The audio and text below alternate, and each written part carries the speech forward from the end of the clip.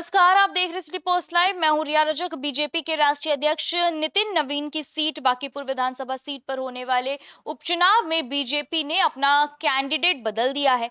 नए उम्मीदवार का नाम घोषित किया गया है। अभिषेक सिन्हा का नाम इसलिए वापस लिया गया कि उनके पिता रविंद्र सिन्हा का नाम चारा घोटाले से जुड़ा पाया है। जी हाँ, आपको बता दें कि उनके पिता पर लालू यादव के साथ चारा घोटाले में 50,000 रुपए जुर्माना लगा था।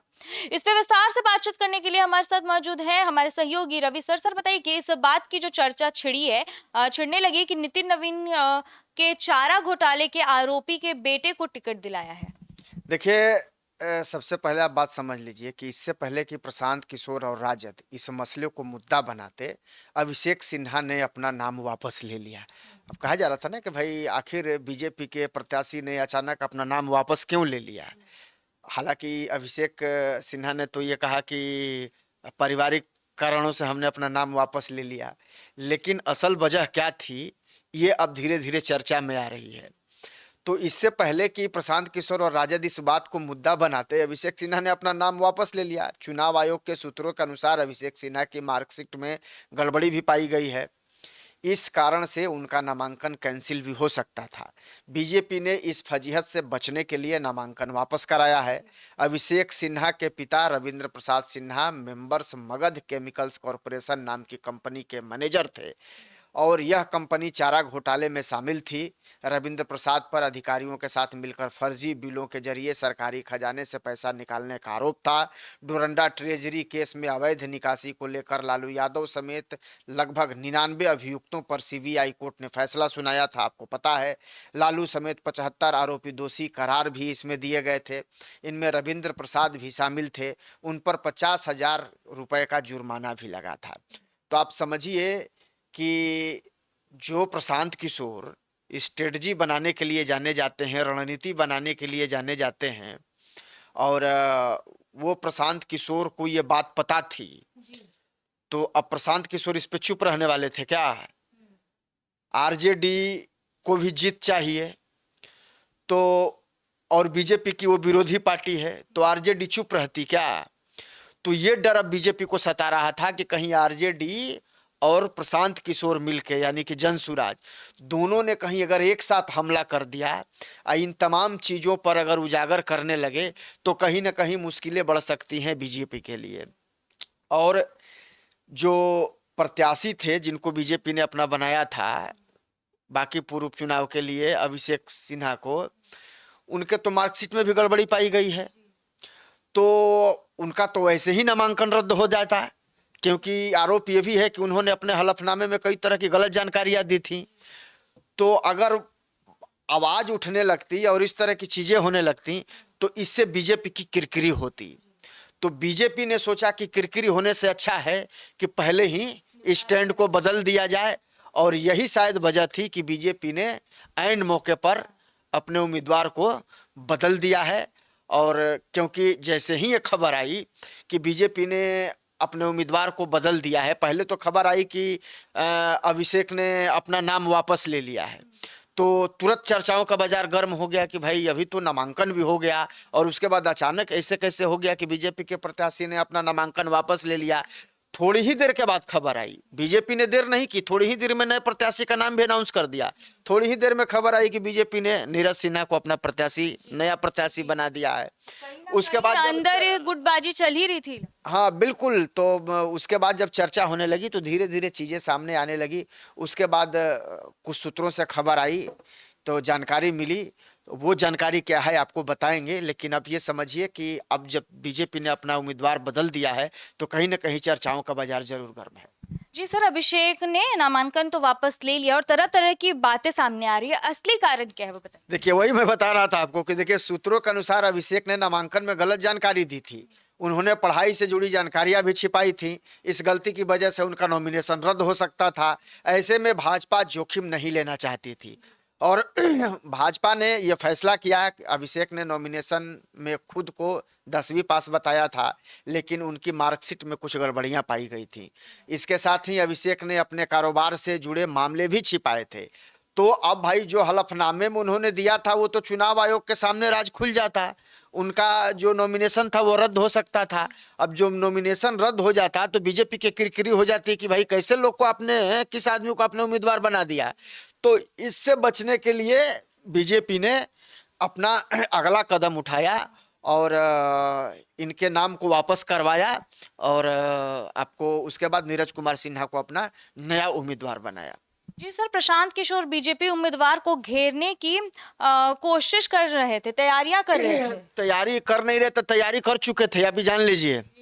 हमारे पास जो जानकारी है कि आरजेडी भी और प्रशांत किशोर भी, इन दोनों ने तैयारी कर ली थी, लेकिन प्रशांत किशोर ज्यादा आक्रामक थे, क्योंकि पिछली बार भी आरजेडी की प्रत्याशी रेखा गुप्ता ही थी।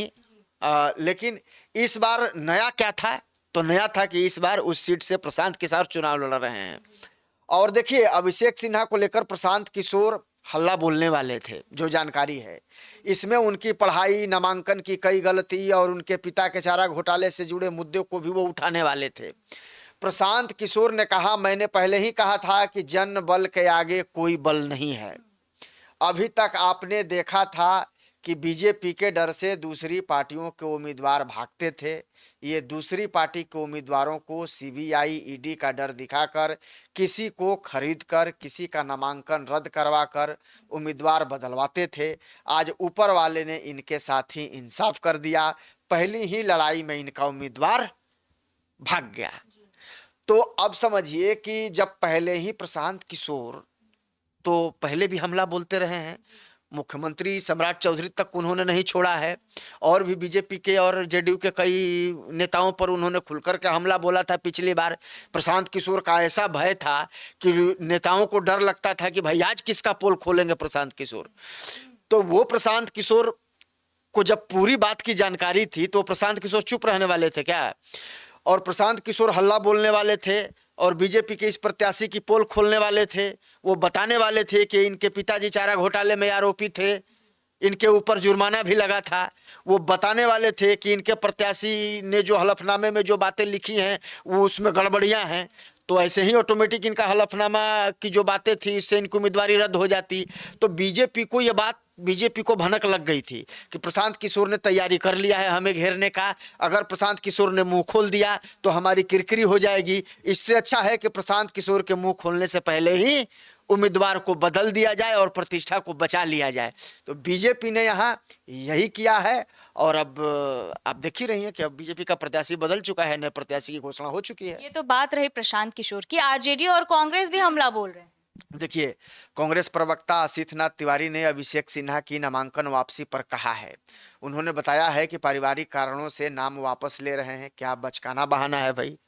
ये तो जब शुरू में जब ये बातें सामने आई तो हर कोई सोच रहा था कि ऐसा पारिवारिक कारण अचानक क्या हो सकता है भाई कि आप नाम वापस ले लीजिए, इतना बड़ा सीट के उम्मीदवारी को आप छोड़ दीजिएगा। के बाद से तरह तरह की बातें निकल रही हैं। इतनी हाई प्रोफाइल सीट है जहां से आपको पार्टी ने चुनाव लड़ने का मौका दिया है, और आप वैसा कौन सा पारिवारिक कारण है भाई कि आप अपना नाम वापस ले लीजिएगा? तो सिर्फ ये एक बहाना था।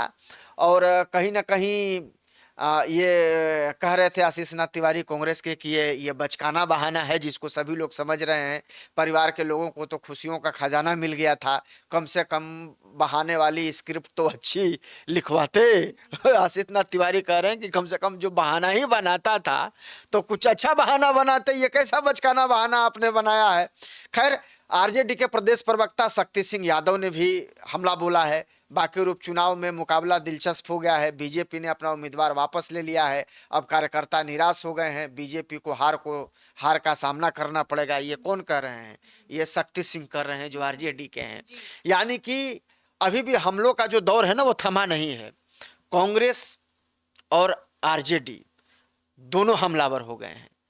तो अब देखिए, कहीं ना कहीं बीजेपी की तो मुश्किलें बढ़ेंगी। हालांकि बीजेपी ने तो कहा है कि भाई ये हमारी परंपरागत सीट है, हमारे यहाँ अच्छे वोटर्स हैं और हम यहाँ लंबे समय से जीत दर्ज करते रहे हैं।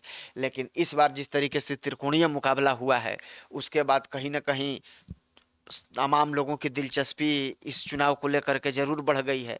और अब आगे देखिए होता क्या है।